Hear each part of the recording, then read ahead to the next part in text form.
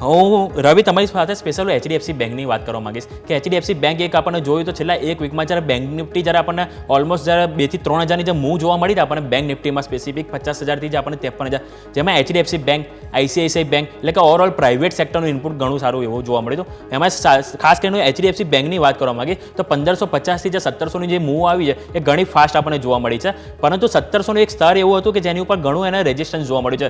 છેલ્લા 3 વર્કિંગ ડેઝનો આપણે જે એનું જે ચાર્ટ પણ જોઈએ તેમાં પણ આપણે 1700નું સ્તર એવું છે કે જ્યાંથી આપણે કન્ટિન્યુ એને એક કમજોરી જોવા મળી રહી છે અને આજે પણ આપણને એમાં એક ઘટાડો જોવા મળી રહ્યો છે. તો એચડીએફસી બેંકને તમે કઈ રીતેથી જોઈ રહ્યા છો? તમને ચાર્ટ કેવા લાગી રહ્યા છે એચડીએફસી બેંકના? એચડીએફસી બેંકના મને પણ ચાર્ટ પ્રમાણે વાત કરીએ તો 1700 નો એક સ્ટ્રોંગ રેઝિસ્ટન્સ હું પણ માની રહ્યો છું કે જે એચડીએફસી બેંક 1700 નું જો રેઝિસ્ટન્સ બ્રેક કરશે તો આપણને 1800-1850 સુધી જવાના ચાન્સીસ દેખાઈ રહ્યા છે.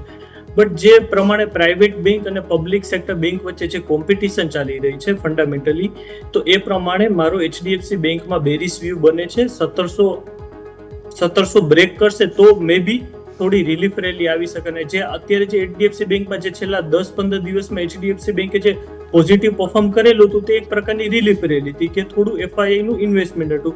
બટ તમે ડિલિવરી સાઇડ જોવા જશો તો ડિલિવરી પર્સન્ટેજમાં એટલો વધારો જોવા નતો મળ્યો. જે રીતે આપણે પાસ્ટમાં કવન સરે વાત કરી કે જે રીતે રિલાયન્સમાં તો કે આગળ પણ તેજી જોવા મળી શકે છે, તો રિલાયન્સમાં પાછળ રીઝન હતું કે રિલાયન્સમાં ડિલિવરી પર્સન્ટેજ પણ ખાસા વધી રહ્યા છે વોલ્યુમ સાથે.